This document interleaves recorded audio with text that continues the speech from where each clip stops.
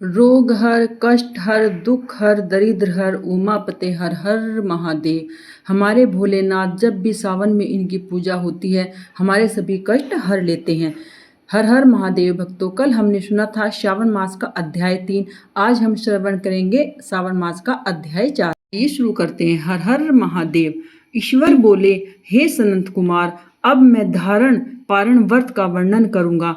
प्रतिपदा के दिन से आरंभ करके सर्वप्रथम पुण्य हवा वाचन कराना चाहिए। इसके बाद मेरी प्रसन्नता के लिए धारण पारण व्रत का संकल्प करना चाहिए। एक दिन धारण व्रत करे और दूसरे दिन पारण करना चाहिए। धारण में उपवास तथा पारण में भोजन होता है। श्रावण मास के समाप्त होने पर सबसे पहले पुण्य हवन कराना चाहिए। इसके बाद हे मानद आचार्य तथा अन्य ब्राह्मणों को वर्ण करना चाहिए। तत्पश्चात पार्वती तथा शिव की सर्वण निर्मित प्रतिमा को जल से भरे हुए कुंभ पर स्थापित कर रात भर भक्ति पूर्वक पूजन करना चाहिए तथा पुराण श्रवण आदि के साथ रात भर जागरण करना चाहिए। प्रातःकाल अग्नि स्थापन करके विधि पूर्वक होम करना चाहिए। त्र्यंबक इस मंत्र से तिल मिश्रित भात की आहुति डालनी चाहिए। उसी प्रकार शिव गायत्री से घर मिश्रित भात की आहुति डाले और पुनः अक्षर मंत्र से खीर की आहुति प्रदान करे। तदंतर पूर्ण आहुति देकर होम से इसका समापन करना चाहिए। इसके बाद में ब्राह्मणों को भोजन कराना चाहिए तथा साथ ही आचार्य की पूजा भी करनी चाहिए। हे महाभाग, इस प्रकार से उद्यापन संपन्न करके मनुष्य ब्रह्म हत्या आदि से पापों से मुक्त हो जाता है, इसमें कोई संदेह नहीं है। अतः इस महाव्रत का अवश्य ही करना चाहिए। हे मुने, अब श्रावण मास में उपवास की विधि को आदर पूर्वक सुनिए। प्रतिपदा के दिन प्रातःकाल इस व्रत का संकल्प करें। स्त्री हो या पुरुष, मन तथा इंद्रियों को नियंत्रित करके इस व्रत को करें। अमावस्या तिथि को लोक कल्याण करने वाले वृक्ष ध्वज शंकर की अर्चना पूजा षोडश उपचारों से करनी चाहिए। तदंतर अपनी सामर्थ्य के अनुसार वस्त्र तथा अलंकार आदि से ब्राह्मणों का पूजन करें, उन्हें भोजन कराएं तथा प्रणाम करके विदा करें। इस प्रकार से किया गया मास उपवास व्रत मेरी प्रसन्नता कराने वाला होता है। सनत कुमार, मनुष्यों को सभी सिद्धियां प्रदान करने वाला रुद्रव्रती व्रत के विधान को सावधान होकर सुनिए।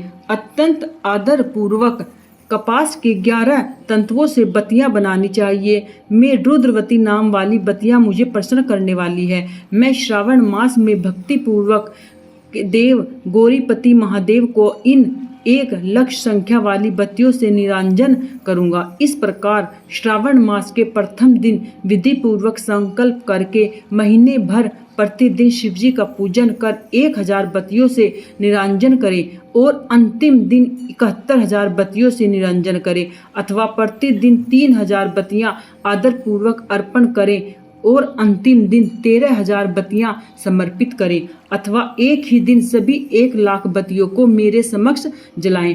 प्रचुर मात्रा में घृत में भिगोई जो स्निग्ध बत्तियां होती हैं वे मुझे प्रिय हैं। तत्पश्चात मुझे विश्वेश्वर का पूजन करके कथा श्रवण करें। सनत कुमार बोले, हे देवदेव, हे जगन्नाथ, हे जगन्नाथ कारक, कृपा करके आप मुझे इस व्रत का बताइए। हे प्रभु, इस व्रत को सर्वप्रथम किसने किया तथा इसके उद्यापन में क्या विधि होती है? तब महादेव बोले, हे ब्रह्मपुत्र, व्रतों में उत्तम इस रुद्रव्रती व्रत के विषय में सावधान होकर सुनिए। यह व्रत महापुण्यप्रद, सभी उपद्रवों का नाश करने वाला होता है, प्रीति तथा सौभाग्य देने वाला होता है, पुत्र पौत्र समृद्धि प्रदान करने वाला होता है, व्रत करने वाले के प्रति शंकर जी की प्रति उत्पन्न करने वाला होता है, परम पद शिवलोक दिलाने वाला होता है। तीनों लोकों में इस रुद्रव्रती के समान कोई उत्तम व्रत नहीं है। इस संबंध में लोग यह प्राचीन दृष्टांत देते। शिप्रा नदी के रम्य तट पर उज्जैनी नामक सुंदर नगरी थी। उस नगरी में सुगंधा नामक एक परम सुंदरी वीरांगना थी। उसने अपने साथ संसर्ग के लिए अत्यंत दुःशुल्क निश्चित किया। 100 स्वर्ण मुद्रा देकर सत्सर्ग करने की शर्त रखी तथा उस सुगंधा ने युवकों तथा ब्राह्मणों को भ्रष्ट कर दिया। उसने राजाओं तथा राजकुमारों को नग्न करके उनके आभूषण आदि लेकर उनका बहुत तिरस्कार किया। इस प्रकार उस सुगंधा ने बहुत लोगों को लूटा। उसके शरीर की सुगंध से कोस भर का स्थान सुगंधित रहता था। वह पृथ्वी तल पर रूप, लावण्य और कांति की मानो स्थली थी। वह 6 रागों तथा 36 रागनियों के गायन में थी तथा उनके अन्य बहुत से भेदों की भी गान क्रिया में अत्यंत कुशल थी। वह नृत्य में रंभा आदि देवांगनाओं को भी तिरस्कृत कर देती थी और अपने एक एक पग पर अपनी गति से हाथियों तथा हंसों का उपहास करती थी। किसी दिन वह सुगंधा कटाक्षों तथा भा चलन के द्वारा काम बाणों का छोड़ती हुई क्रीड़ा करने के विचार से शिप्रा नदी के तट पर गई। उसने ऋषियों के द्वारा सेवित मनोरम नदी के तट को देखा।